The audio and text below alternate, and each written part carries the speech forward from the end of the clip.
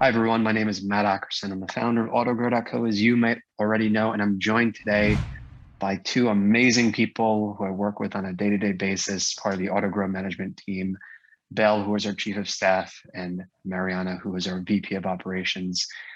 So in this video specifically, what we're going to talk about is Startup Management 101. How do you actually tell people to do something? And I got inspired to make the video on this topic primarily because we had a call with another team member yesterday, and he sort of seemed hesitant. He was, I was like, all right, so here's what we want to do in terms of, telling the team to change this thing or revise this thing over here. And he was like, oh, so how do we say that? How do I do that? And I thought about it afterwards, and I realized it was a comfort thing. This was a person, who we promoted from one position in the company where he was providing, a specific skill to this new leadership slash management hybrid position that he's in now. And he hasn't had management experience before. And I remembered, from my own experience starting my first company back in college, I think it was like 2007, something like this. I gathered just some people I had met, like three people I had met who I thought would be like the startup team. One of them was this random guy. Another one was going to be just my friend. She was like going to be our HR person. You don't need an HR person on a startup team, not until you're ready to actually scale up, actually have a product or service that you're selling. And then the third person was like marketing or something like this. And I was so shy. It was really difficult for me to just tell them, like, it's not going to just be me, guys. I'm going to ask you guys to do work too. It just felt very foreign to me. It's something I think that comes with practice, and then you get more and more comfortable, so that today it feels like second nature. So I'm going to tell you guys, part of how I think about it. And it's the same kind of coaching that I gave to this team member today, in terms of the part of the team that he's managing. It's just a kind of a simple thing I think to keep in mind, is that whenever you are managing someone or leading someone, and you're in this position where, like, basically on a daily or whatever basis, you're going to tell people, do this, do that, or this has to get done, or no, this wasn't done right, it has to be done again and done this way. First off, I think it's always important to keep in mind that no one likes being told what to do. No one likes being told what to do. We want to be autonomous. We like our autonomy, and I think that's kind of thing number one, just to keep in mind. Now, in practice, of course, we need to be directed as an organization, and that's why there's different positions and whatnot. But I think if you always keep that in mind, it helps to inform the way in which that you tell people and how you tell people that something needs to be done. I know. What do you both think about in terms of like that first tip, though, while I remember this other one? Yeah, I mean, I agree with that, people tend not to like, to be told what to do. So I think always being careful with that, uh, explaining the reason why something needs to be done. I think that's, really important, because then it's just an instruction that you're giving to a person without, making the person think beyond the instruction. And that's something that we all always try to do, to explain the instruction and why we want it, done a certain way, and what, is the result that we're looking, with that Yeah, specific instruction. I think it's a great point, and it made me remember a couple of things. First, by giving the reason and looking at it as, you don't want to rely on your authority as a leader or a manager, because if you're doing that, that's actually, I think, a fairly weak and not effective way long term to lead, and to tell people, okay, we need to do this, we need to do that. Because if people understand the reason why, then the way in which they execute is more likely to be better, higher quality, more effective. But then the other thing that I thought of that I was going to say before was, in terms of how you communicate it, coming from a place of authority too. If you just don't, again, avoid relying on authority, and you come at it from a place of collaboration, like, okay, so we, and you talk in terms of we or let's, and that way it seems like, there's I think egalitarian might be the word. So yes, in terms of the organization, people have a boss and whatnot, and people report to people, but it's more collaborative, and there's openness, because leaders, managers, everyone's going to be wrong at some point. So there might be space for discussion. Oh, actually, did you think about this? Or, oh, this is why I did it this way in the first place. And I can't tell you how many times I've actually just even tweaking, my point of view a little bit to take into account, like, okay, we still want to do it this way, but I hear what you're saying, and it improves the end result ultimately. Any other thoughts on that?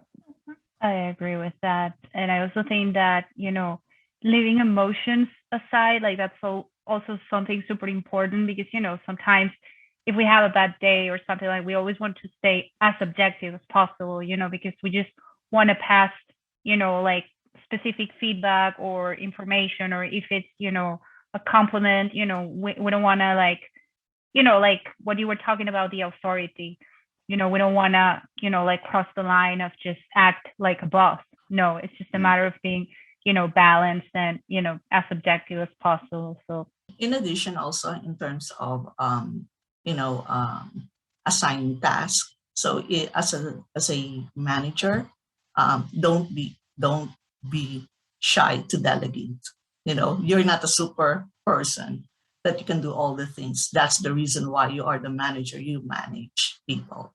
So I think that's one mindset a manager should have, that it's okay to delegate tasks because you are there as a like a generalist. You know how to do these little things, but then you are a manager, so you have like a macro point of view of all the things that's happening on the ground. Yeah, that's a fantastic point. I mean, a lot of what managers and leaders do within the organization is kind of going back and forth to keep their finger on the pulse of results and what's happening person to person across a team, and then coaching and advising and kind of helping to calibrate the system or the behaviors towards, a better and better result. And it's easy because a lot of people who are promoted to be managers, they often come with an existing skill set, depending on what's going on in your company, for how to actually do the work. So it's tempting to just say, okay, well, move aside and let me get in here. I'll do it myself. And sometimes that can be necessary. And actually coming with a skill set, I think as a leader or manager, many times the people that you're managing will actually sometimes respect you more because you can talk the same language and you can empathize on a deeper level. Yeah, I think that's fantastic. And I'll wrap up on this point. I was communicating with a team member earlier today, and it was just someone who I've been a little bit frustrated with in terms of some of their performance and or communication. And I was sending him or her a voice note to give feedback. And, sometimes I definitely communicate emotionally because especially in this case where I've been kind of repeating some of the same feedback over and over again. It's like, okay, why aren't we moving forward? Like, why are we, why is the status update that we're waiting? Why are we waiting on this? Why is this task, which we've done in the past, why is it taking so much longer over the course of days now instead of just already being done at this point? And in the middle of sending the voice note, I kind of I slowed down a little bit and I said, okay, what's the reason that I can give for why we shouldn't be waiting? Why this person that I wanted to be actually not waiting and instead saying to the team member that he or she was waiting on, hey, I'm following up here. We want to get this launched. We want to get this going, this thing. Could you get back to me? And so what I said to him or her was I said, listen, I could say time is money, but I hate that expression. It's more like time is finite. It's the most valuable thing that we have. And so we can't waste it. This moment that we have right now will never come back to us. And we are doing our work here and we have our lives and we don't know how much time that we have. And so if we're sitting around waiting and we're not pushing, for something greater, for something better, then these moments will go away ultimately. So we have to use what is in front of us while we have it and not wait. And I think that might be a good example too of, again, giving the reason and the reasoning behind, why you want something done. All right. So what do you think? Everyone who's watching, leave a comment, subscribe to our YouTube channel, hit like if you like this video, if you like this format where we're giving you some inside baseball. I'm not a big sports fan, but basically kind of like reality TV sort of thing here while we're growing AutoGrow, while we're scaling, and we're taking behind the scenes to show you how exactly we're doing it. We're being as open and transparent as possible. So let us know.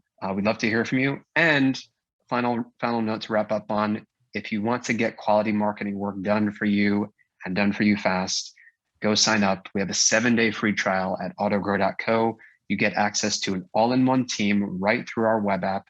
You can delegate pretty much anything you can think of, just a wide variety of marketing work, design, development, copywriting, video, voiceover, and so much more, strategy, ads, and we're adding new skills on a monthly basis. So check it out, autogrow.co, 7-day free trial. It's an amazing value. And it's great if you're a coach, consultant, an agency, a SaaS business. It's just an amazing value. So check it out. It's autogrow.co for your 7-day free trial. And as always, Belle, Mariana, thank you for joining us. But you two watching this, keep auto growing, stay focused. See you later.